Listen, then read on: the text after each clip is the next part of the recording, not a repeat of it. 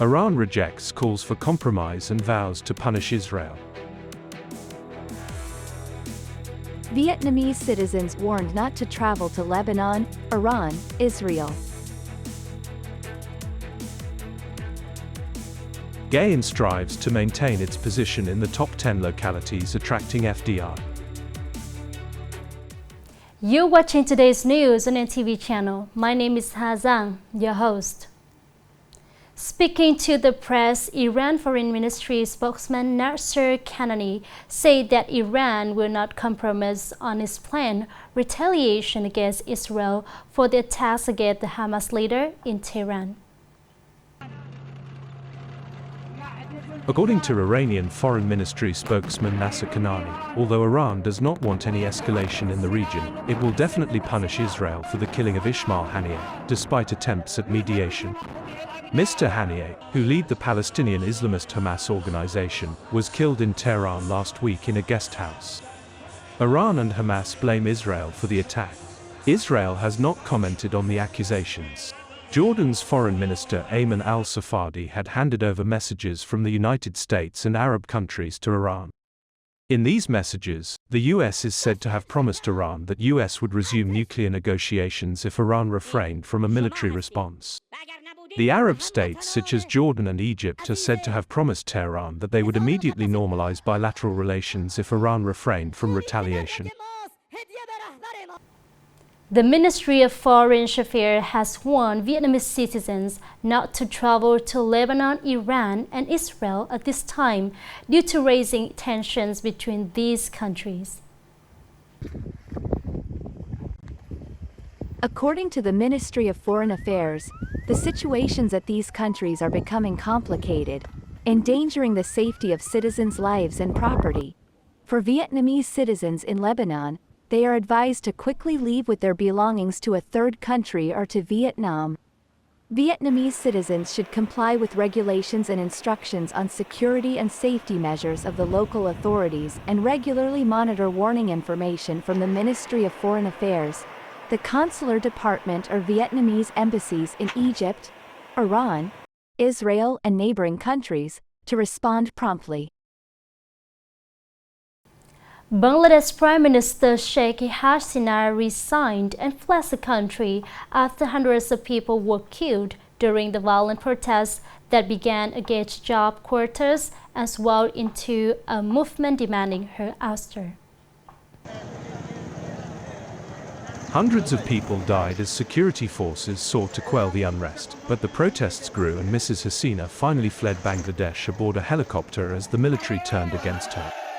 The flight into exile ended a 15-year second stint in power for Mrs. Hasina. Earlier, Army Chief General Waqar Uz Zaman announced the Hasina's resignation in a televised address to the nation. He said that an interim government would be formed. The military spokesman's office said the curfew would be lifted on August 6, after which all schools and factories would reopen. Coming up next are some updated news. Costa Rican Minister of Foreign Trade Manuel Tovar, empowered by the Costa Rican president, announced and handed over a diplomatic note to the Vietnamese Ministry of Industry and Trade affirming its recognition of Vietnam as a market economy. Costa Rica is a member of the World Trade Organization, WTO, and the Organization for Economic Cooperation and Development, OECD. Costa Rica's diplomatic note on its recognition of Vietnam as a market economy is a positive move in the context that Vietnam is calling on its trade partners to recognize its market economy status. According to Minister of Industry and Trade Nguyen Hong Dien, the recognition reflects the achievements that Vietnam has made in the process of national development and integration into the world economy. The Ministry of Transport has just sent a document to Prime Minister Pham Minh Chinh and Deputy Prime Minister Tran Hong Ha on the investment plan for Con Dao Airport. Accordingly, the Ministry of Transport recommends continuing to implement the project to upgrade and expand the airport with public investment capital to soon put Code C aircraft, A320 and equivalent, into operation to serve the people's travel demand, ensuring absolute safety in exploitation and ensuring national defense and security. According to the assessment of the Ministry of Transport, this is an investment plan that ensures effective exploitation as well as effective use of capital with a reasonable budget.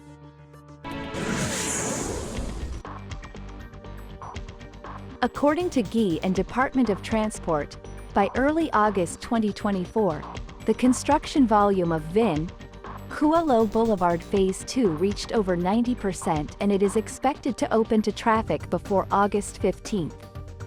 Vinh, Kua Lo Avenue Phase 2 was approved by the Provincial People's Committee with a total length of 10.8 km passing through 3 localities including Vinh City, Ghi Loc District and Kua Lo Town. The avenue is the main road of Nagi in which connect Vinh City with Kua Lo Town. According to the Department of Transport, Vinh, Kua Lo Avenue Phase 2 is expected to be open to traffic with a main road on each side 16 meters wide with 4 lanes, minimizing traffic congestion as well as creating a highlight for the future urban face of Vinh City.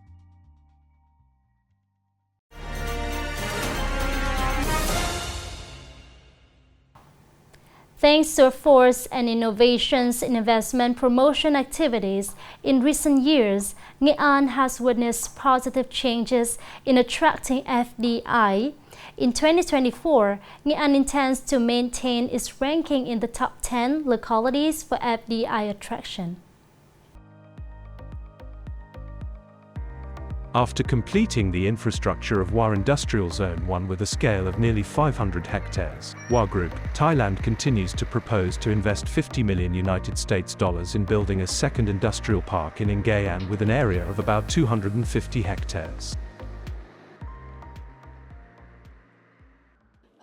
As you can see that, We have successfully attracted more than 30 investment projects from countries such as China, Taiwan, Korea, Japan and Singapore to invest in building manufacturing plants in Hoa 1 Industrial Park.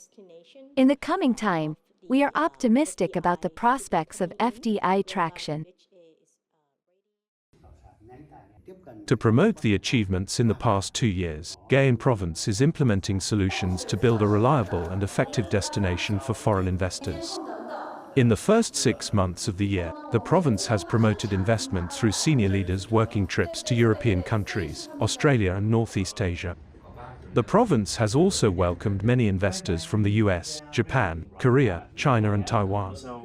With the goal of maintaining its position in the top 10 localities in attracting FDI nationwide, it is expected that by 2024 Nghệ An will attract 15 or 20 foreign investment projects with a total registered capital of about $700 million.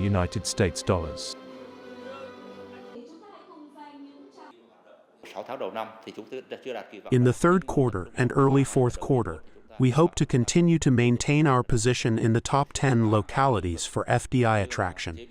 To achieve this goal, we will focus on site clearance and infrastructure completion of industrial zones. Currently, the province is focusing on exploiting the infrastructure of VSIP2 Industrial Park with a scale of 500 hectares, Hoang Mai 2 Industrial Park and Hoa 2 Industrial Park. At the same time, the province also focus on mobilizing investment resources to complete important and essential infrastructure such as Kua Lo Deep Water Port Project, the investment project for the upgrade and expansion of Vinh International Airport, infrastructure and social services. To maintain its ranking in the top 10 localities for FDI attraction, Nghệ An has been preparing the foundations and ecosystems to welcome investors, promptly resolving obstacles and difficulties in investment. It's time to say goodbye. Thank you for watching and hope to see you next time.